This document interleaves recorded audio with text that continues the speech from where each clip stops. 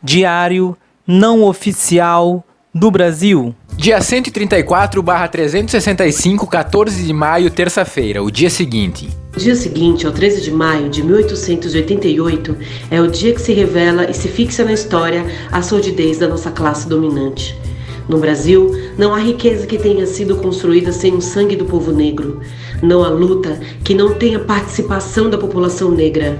Mas fazer uma revisão histórica das lutas e conquistas da população negra brasileira é algo insano.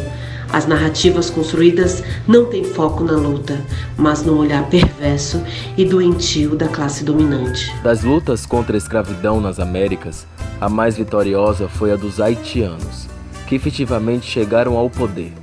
No nosso imenso território, as vitórias foram pulverizadas. A greve negra de 1857, objeto de estudo do historiador João José Reis, coloca em perspectiva outra história dos movimentos negros no Brasil. A cidade de Salvador paralisada por 3 dias, por uma greve geral de trabalhadores negros libertos e escravizados, que conseguem reverter a uma taxação, mas uma humilhação imposta pelos governantes aos trabalhadores de rua, os chamados escravos de ganho. Base da acumulação primitiva do capital, base da nossa história, base das lutas de resistência e base da nossa sofisticada cultura, na música, nas artes visuais, na gastronomia e nas diversas ciências e tecnologias absorvidas. A preguiça e a desumanidade do colonizador se arrastam até hoje pelos corredores do poder, procurando sempre atalhos a revogar qualquer dispositivo legal que possa significar um esforço mínimo, sempre criando novos mecanismos de acumulação, de locupletação a premiar sua indolência. O presidente eleito reproduz em seu discurso racista o que há de mais torpe nessa narrativa. E não fica no discurso. Diariamente, uma medida para a perda de direitos é proposta, da extinção do Conselho de Segurança Alimentar à reforma da Previdência. Tenta-se o caminho de volta ao trabalho escravo. Racistas e fascistas não passarão. Dia 135/365, 15 de maio, quarta-feira. Agora é na rua. Sem educação, chega o presidente. Frase das mais lindas ouvidas na rua, entre as mais diversas aulas públicas que aconteceram hoje. Ou o ministro está mentindo, ou o presidente forjou uma ligação para ele, diz na Câmara dos Deputados um deputado da base aliada do presidente eleito. Ao vivo pela TV Câmara, o deputado denominado também capitão. Quantos são? Desmascara a tática primária do minto e desminto para enganar a plateia. Mas não estamos em eleição, nem estamos em grupo de WhatsApp. 12 líderes da base aliada foram convocados para debater a greve e, de acordo com o deputado, o presidente ligou para o ministro na frente deles, cancelando o bloqueio. Forjou a ligação, não forjou, o ministro peitou a ordem do presidente, sabe-se lá, mas... Agora é rua. Mexer com cultura e educação é mexer com a juventude e seu potencial revolucionário. É mexer com as mulheres que são as primeiras a se mobilizarem nas grandes lutas. É ver estudantes, professores, pesquisadores, educadores e pensadores puxarem todas as categorias em defesa de um projeto de futuro, da ciência, da cultura, enfim, de um projeto político para o país. As ruas de todas as capitais e de muitas outras cidades pelo Brasil afora lotaram. Aulas de política para um presidente que é cercado de idiotas inúteis. O corte de 30% no orçamento das universidades públicas e institutos federais, que chega a 55% em algumas, tenta inviabilizar o ensino no Brasil. Ao tempo que ideologiza tudo e gasta fortunas em campanhas obscuras contra a educação e contra a população para chantagear e reforçar a campanha para a reforma da Previdência. Hoje, as ruas se posicionaram contra a tragédia que assola o país com esse presidente eleito e seu ministério, que está sempre do lado obscuro da força. Dia 136/365, 16 de maio, quinta-feira. 116º dia da quase blindagem do Bolsa Filho, que agora começa a ser arranhado em suas transações imobiliárias. Queiroz no comando e Moro na cumplicidade do silêncio. 1. Como é de praxe, o presidente eleito foi dar vexame fora do país.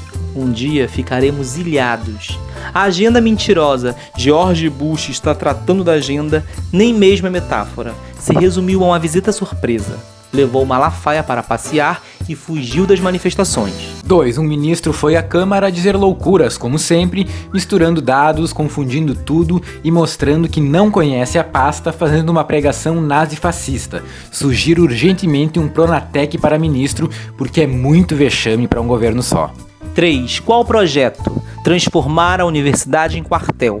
Acabam com a autonomia universitária e vão escolher parvos também para a direção das universidades e institutos federais. 4. E um dos bolsofilhos quer uma bomba atômica para chamar de sua. Deve ser algum tipo de compensação, vá lá saber. Serviria para fazer com que fôssemos respeitados, acha ele. 5. Mas a data de 16 de maio é, para os baianos, o início da queda do nosso ditadorzinho particular. Em 16 de maio de 2001, os estudantes, secundaristas e universitários foram às ruas da cidade de Salvador na segunda tentativa de fazer uma lavagem em frente à casa do então senador ACM. Uma limpeza simbólica para varrer o autoritarismo, a violência e a corrupção. Os jovens estudantes partiram na frente, mostrando que a propaganda governamental nem sempre surte efeito. Na primeira tentativa, em 10 de maio, foram duramente reprimidos. Bombas de gás lacrimogêneo foram atiradas sobre as crianças e pais na saída do Colégio das Mercês. Houve espancamentos, perseguição, invasão de residências e prisões arbitrárias. 6. No dia 16, a Polícia Militar Baiana rompe a autonomia universitária e invade o campus da Universidade Federal da Bahia, também com espancamentos e afronta a juristas e a Polícia Federal. No dia seguinte, 17 de maio, uma multidão retornou às ruas. Várias categorias profissionais, parlamentares, diversos movimentos sociais se juntaram à multidão de estudantes e a frente do prédio do nosso ditadorzinho foi lavada. E foi o começo da queda que aconteceu relativamente rápida, a renúncia. 7. Ontem, as ruas de 200 cidades brasileiras tiveram manifestações contra os nazifascistas que dirigem hoje esse país. Maio parece um bom mês para questionar o autoritarismo. Viva a juventude! Dia 137/365, 17 de maio, sexta-feira. O ministro da Justiça vai a uma rede de televisão dizer que não será meia dúzia de estudantes que atrapalhará o governo. Mas que governo, cara pálida? O ministro foi um dos que, com seus vazamentos seletivos, domínios de fato, atos indeterminados, delações milionárias, junto com seu amiguinho PowerPoint, conseguiram prejudicar não só a economia, mas também as instituições. Não existe governo nem meia dúzia de estudantes. Existem milhões de estudantes nas ruas sendo afetados por esse fake governo. Alguns arrastando seus papais reacionários que começaram agora a perceber que jogaram a possibilidade de futuro de seus filhos na mão das milícias. De todas as riquezas brasileiras que estão sendo jogadas pela janela, a universidade pública é a que mais afeta direta e imediatamente as expectativas da classe média. A revelação das negociatas, que tem como contrapartida uma indicação ao STF, cria constrangimentos ao cumprimento da promessa, mas não adianta negar, o dano já foi feito e temos mais luz sobre o medíocre ministro. Se referir a meia dúzia de estudantes quando falamos de mais de 200 cidades no Brasil é uma retórica de negação que não cola mais, porque não tem mais credibilidade, porque está falando para os afetados, aos que tiveram nas ruas. É talvez pior que a desqualificação do presidente eleito, que hoje é quase um lixo tóxico. Sobre o seu parceiro PowerPoint, o portal Brasil 247 comenta em relação à omissão em examinar os registros no COAF das transações do Bolsa Filho e associados. Examinando o caso em retrospectiva, fica muito claro entender porque o partido da Lava Jato, de Deltan Dallagnol, tudo fez para esconder e abafar esse escândalo com um potencial devastador que implica mortalmente a família Bolsonaro. Ao mesmo tempo, ajuda a entender a obsessão do ministro Sérgio Moro em manter sobre suas asas o controle do COAF. Trecho retirado da coluna de Jefferson Miola, do portal Brasil 247, em 17 de maio de 2019. O 117º dia da quase blindagem do Bolsa Filho, que agora começa a ser arranhado em suas transações imobiliárias. Queiroz no comando e Moro e companhia na cumplicidade do silêncio. Dia 138/365, 18 de maio, sábado. 1. Estamos em mais uma crise desse governo. Nem bem se passaram 4 meses e os personagens tentam se descolar um do outro. A imprensa grita contra alguns. Um momento para ficarmos mais atentos aos lances desse falso roteiro de minissérie. Lembremos que é uma longa história com consequências gravíssimas para as pessoas de carne e osso, e que o projeto de destruição é um só. Temos que ir além das aparências. 2. Os personagens de figurinos mais elaborados, tipo colarinhos brancos, togas e fardas, chegaram ao Planalto na mesma pegada dos de figurinos mais toscos. Só lembrando aqui, as estratégias são conjuntas. Foram a mesma imprensa, os mesmos patinhos amarelos, as mesmas mamadeiras de piroca, o mesmo discurso pseudo-anticorrupção, os componentes fundamentais para compor o golpe, a mesma facada a impulsionar todos. 3. Falando nela, na facada famosa e cheia de votos, achamos mesmo que poderia acontecer outra lá em Dallas, aproveitando o mesmo cenário de JF Kennedy, olha que referência, um luxo, mas acabamos na mesma pegada de outro figurino tosco, Jânio Quadros, ameaça de renúncia, tudo década de 60.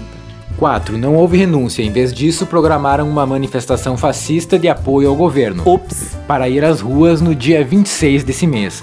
Os patos sairão das suas lagoas, tanques, bacias ou sei lá onde se intocaram. Vamos aguardar. A TFP virá junto e a ministra da Família, Em nome de Já, com a bandeira da reforma da Previdência nas mãos, guiará o presidente eleito, que a essa altura nem o próprio slogan de campanha consegue lembrar. 5. E nesse momento da história, o pessoal do figurino mais exótico, a camisa de força, bate em retirada. Horoscopistas, desocupados, esquizofrênicos e sua trupe adestradas anunciam que vão sair de cena. Cansaram. Nem bem se passaram 4 meses. Dia 139/365, 19 de maio, domingo. Bambalalão, senhor capitão, espada na cinta, arminha com a mão. 1. Enquanto nos distrai com seus joguinhos da vitimização ofensiva, o país é distribuído em Dallas. Em grossas fatias, o Banco do Brasil vai fazer parte do Bank of America. As ações das universidades particulares sobem vertiginosamente com o corte do orçamento da universidade pública. Mas o ministro da Economia não se preocupa com a queda vertiginosa do PIB. Afinal de contas, o bolso dele vai bem, obrigado. O ensino privado com EAD e os bancos ficam cada vez mais rentáveis nesse cenário. 2. E o capitãozinho, do alto da sua habitual arrogância, chama os manifestantes do dia 15 de maio de, abre aspas, pessoalzinho que lhe cortou a verba. Assim, na primeira pessoa, e recebe uma claque de 36 adolescentes que pagam escola com mensalidade de R$3.000 como resposta às manifestações das ruas. A cena deprimente teve exibição de cicatriz de cirurgia e outros apelos. Na falta de uma facada, fica a cirurgia. Não sabemos para quem é o espetáculo, mas trata a todos como infantis e idiotas. Bambalalão, senhor capitão, espada na cinta, arminha com a mão. Bambalalão, senhor capitão, espada na cinta, arminha com a mão. Senhor capitão, domínio público, livre adaptação. Dia 140/365, 20 de maio, segunda-feira, há o anúncio de que mais uma barragem pode se romper. Fábio Schwartzman da Vale continua blindado e livre, e o processo de Mariana parado. 1. Talvez estejamos vivendo um golpe contínuo, tipo moto contínuo. O golpe não para de se mover e se autogolpear. Um movimento diário de embate entre as forças golpistas que não têm projeto comum, apenas golpe. Será? 2. O vice-presidente vai à China talvez fazer papel de Jango para que o presidente eleito faça papel de Jânio. Maia se posiciona como primeiro-ministro. Reinterpretam a história. Renúncia, não renúncia, parlamentarismo, não parlamentarismo. 3. Talvez o vice pense em voltar nos braços do povo enquanto o presidente incompetente é afastado. E as gloriosas forças armadas, As mesmas do golpe de 64, fecham o Congresso. 4. Ou talvez ainda seja aberto um processo de impeachment. Ou talvez nada disso aconteça e o presidente eleito esteja realmente preparando um golpe com ajuda militar para fechar o Congresso. O que sei é que a manifestação do dia 26 foi convocada, desconvocada, questionada, negada, e nesse contínuo estado de golpe dentro do golpe, o Bolsa Filho continua impune com seus 19 imóveis e movimentações suspeitas. E ninguém sabe onde está Queiroz. 5. Enquanto isso, empresas fecham as portas por todo o país. O desemprego cresce e a previsão de crescimento anual do PIB publicada pelo Banco Central cai pela 12ª vez consecutiva. Seguimos rumo à borda. A ala psiquiátrica vibra.